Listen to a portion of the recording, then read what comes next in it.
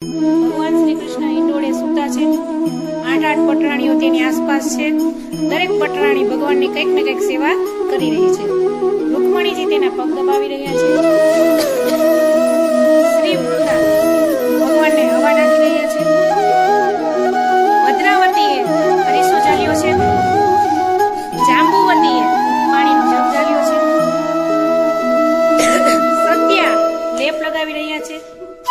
કાલિંદ્રી લગાવેલો લેપ ઉખેડી રહ્યા છે।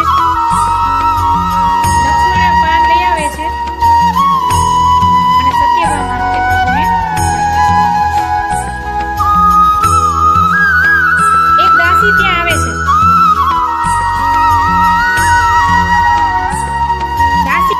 દાસી ભગવાન શ્રી કૃષ્ણને જણાવે છે કે બહાર કોઈ દ્વિજ એટલે કે બ્રાહ્મણ આવીને ઊભો છે। તે ન તો કોઈ નારદજી તો લાગતા નથી, ન તો વશિષ્ઠ કે ન તો વામદેવ કે દુર્વાસા કે અગસ્ત્ય પણ ન હોઈ શકે।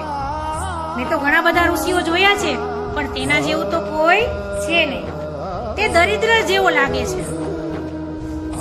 તેની હાથમાં એક કુંભી પાત્ર છે, પિંગળ, મોટી મોટી જટાઓ છે।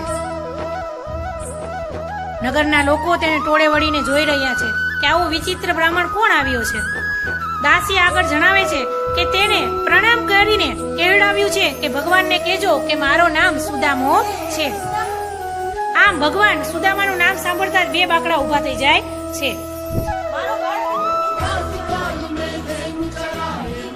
બોલી અને ભગવાન દોડે છે। તેઓ પડી જાય છે, વસ્ત્ર પણ આડા આવે છે પણ કશું જ જોતા નથી અને ફરીથી પોતે દોડતા દોડતા પોતાના મિત્ર પાસે દોડી જાય છે। જતા જતા ભગવાન શ્રી કૃષ્ણ રાણીઓને કહેતા જાય છે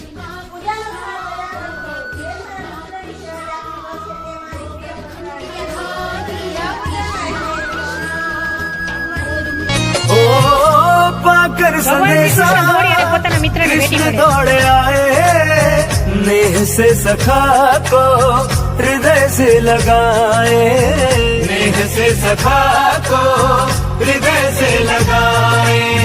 रुक्मिणी सोचे प्रभु ने ये किसको हृदय की अंगूठी में रत्न सा जड़ा है, हृदय की अंगूठी में रत्न सा जड़ा है। ओ